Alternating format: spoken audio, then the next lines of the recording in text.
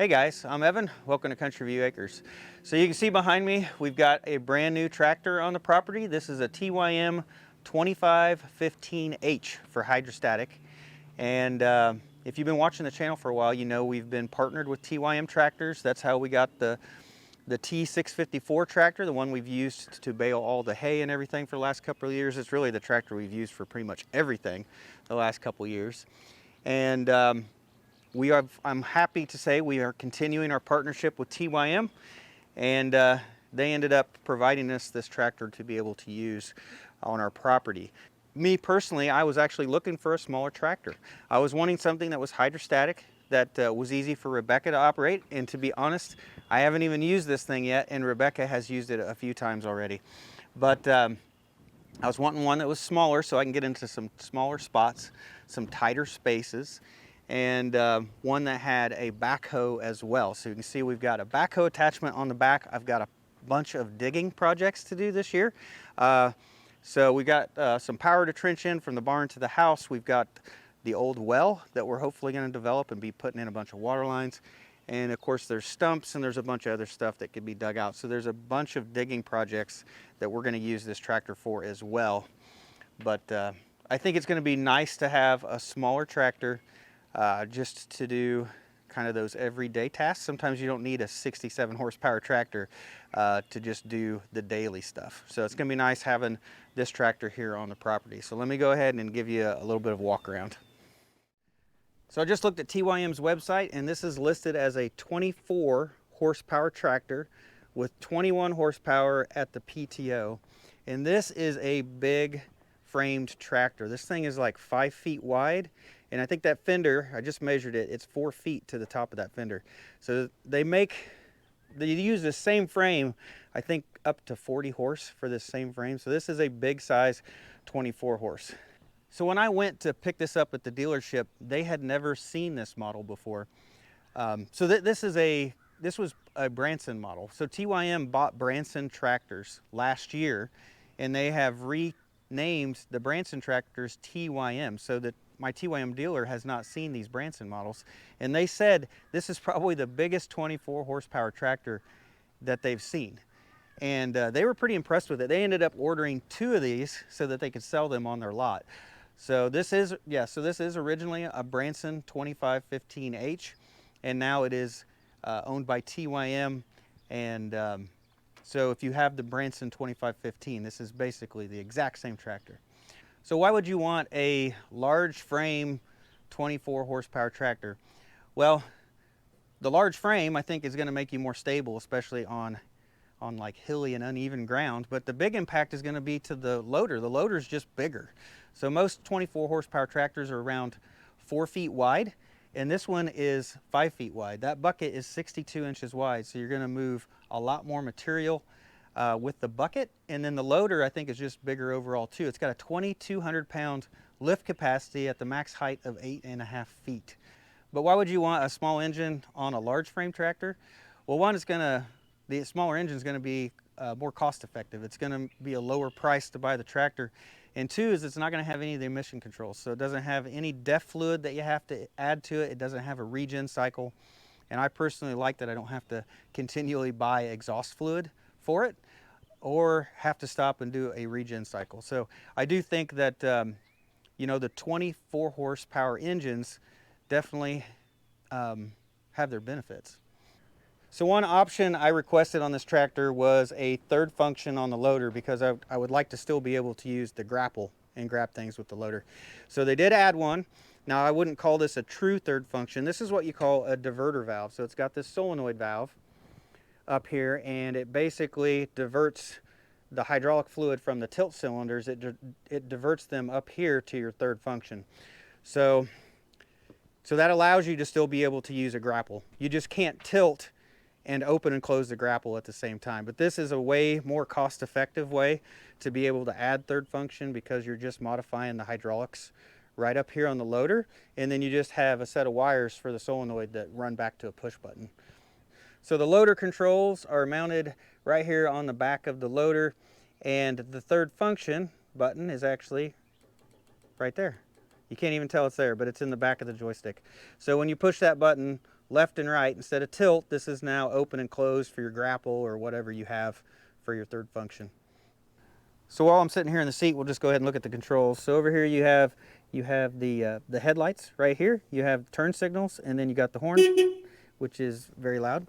And then over here you actually have the PTO. And the PTO you have to push and turn, and then that is on. That's the manual on.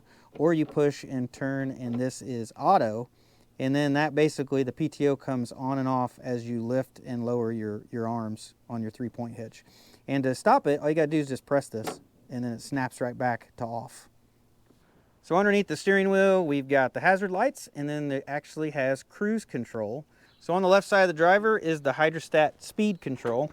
So that's low, it's about a max of 3 miles an hour. That's medium, max of about 8. And then all the way back is high range, and that's about 15 miles an hour. And then of course there is a neutral right here, but we'll probably leave it in medium most of the time. So on the right side of the seat is your lift control for your 3-point arms. And this is a position control, so you can adjust how deep or how low you lower your arms. There is an adjustable stop here that you can set. That way you lower the 3-point down the same depth every time. So in front of the seat, you have where you engage your 4-wheel drive. You have your speed control on how fast your 3-point arms lower. You'll have to adjust that depending on the weight of your implement. It'll change. And then over there is the parking brake. So on the back of the tractor, we have the backhoe attachment. This is something I requested as well. And I think on this larger frame tractor, the backhoe is a 7.5 foot, I think it's close to 7.5 foot digging depth. And I think most 24 horsepower tractors have about a 6.5. So I think the backhoe is actually slightly larger as well, and that's definitely going to come in handy. So they sent this with a 16-inch wide bucket, and that is a big bucket. That's going to move a lot of dirt. And I think they offer 4 or 5 different sizes that you can have with this backhoe. So I may try to see if I can get one that's more like 8 inches wide, 8 to 10 inches wide, to see if I can get a smaller one for when I'm doing like trenching, or just, you know, when you don't want to remove too much dirt. It'd be nice to have a smaller one. And then another thing that I've requested is they actually make a mechanical thumb that bolts in this spot right here. It'll bolt between here and then one of these hinge pins, and you have a mechanical thumb, so you basically have a claw, right? You've got a grapple on the end of that backhoe, and I think that's going to be pretty cool to mess with too. So we'll be putting that on here sometime soon, and we'll have a mechanical thumb on there. So what else did I forget to mention here? So another thing that I like about this is I do like the gas tanks being these, I think they call them saddle tanks. They're really easy to fill up from gas cans, and I'm still using gas cans to fill stuff up, so that makes it really handy. So another feature I like about this tractor is all the parts seem to be metal. The hood is metal, the fenders are metal, and a lot of the tractors you see nowadays are like more of a fiberglass or a plastic. I think mine on the T654, I think it's more of like some kind of fiberglass panel, and that's pretty nice. I think having the metal, I think it'll just be a little bit more robust. Well, I think that covers most of the features on the tractor. Like I said, I haven't really used this yet, so it can't be a tractor video without using it somehow, right? So this thing's pretty much perfectly clean. Let's see if we can go out there and get this thing dirty.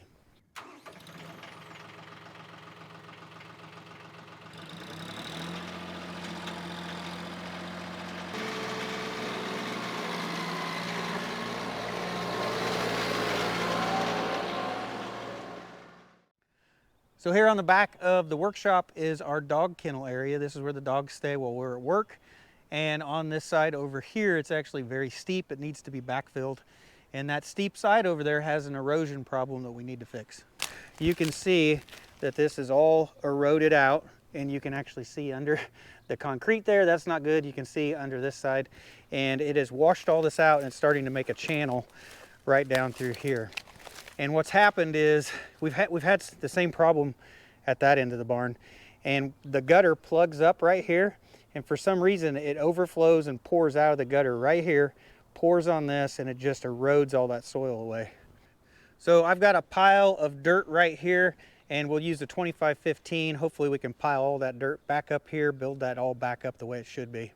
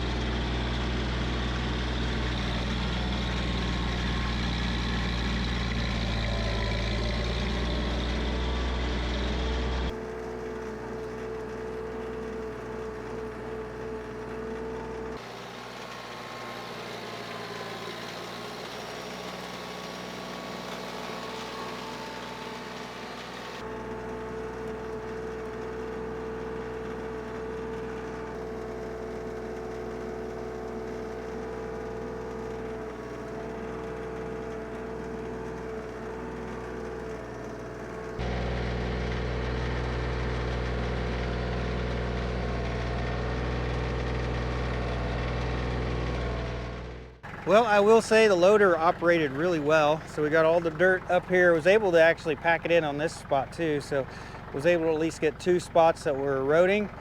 I tried packing it down from the top. Of course, that's that's kind of hard to do. And this still looks kind of loose. I'm curious if I take the backhoe and just kind of push on it with the backhoe, if I can somewhat pack that dirt in there and help it from eroding again. So let's go ahead, we'll turn the tractor around and we'll try out the backhoe for the first time. We won't be digging, but at least we'll get used to the controls.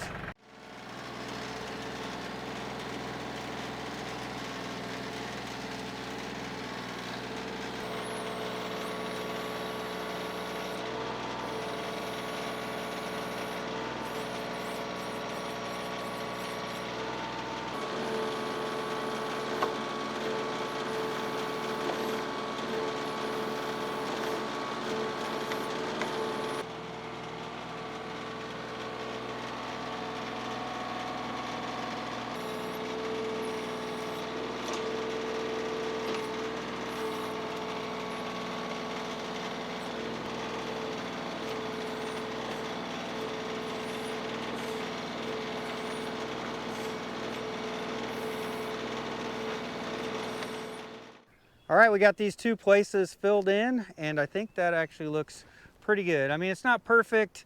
It's not like we packed it down real hard, but that's better than just leaving it loose. So I think I'm pretty happy with that. I'm also glad to get that pile. That pile of dirt has been there for a while. I'm glad to get it moved and used.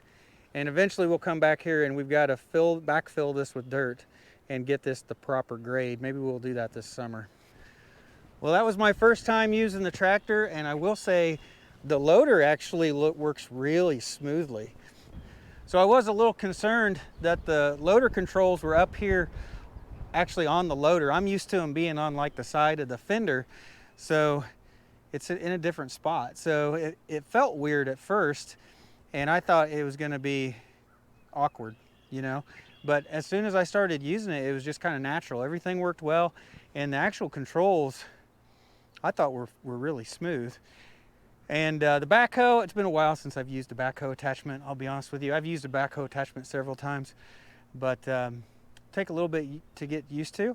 And our next job with the tractor is going to be trenching wire from that pole barn over to our house over here. So we will get a lot of experience real quick with this backhoe. So that's probably the next job, probably next weekend. We'll be doing that as long as the weather's good. But yeah, that was the first time running the tractor. Rebecca's used it a few times. She's just used it to help carry stuff around for her around the property, like deliver hay and do stuff like that. And being a hydrostat, it's super easy to use, and you can just switch back and forth from forward to reverse. I forgot how a hydrostatic was. Like with a power shuttle, that's what's on my other tractor, there's a delay and you have to wait for it to shift back and forth. But man, you can just go back and forth with this thing real quick, and it's actually really nice doing the loader work. So I think it'll come in handy for those daily tasks. But anyway, you're gonna see a lot of this on the channel. The way the partnership works is I basically just have to demonstrate it, use it on the channel to do work, and I've got plenty of work lined up for it. So I think that's going to be it for this video, guys. So thanks for watching. I'll see you in the next one.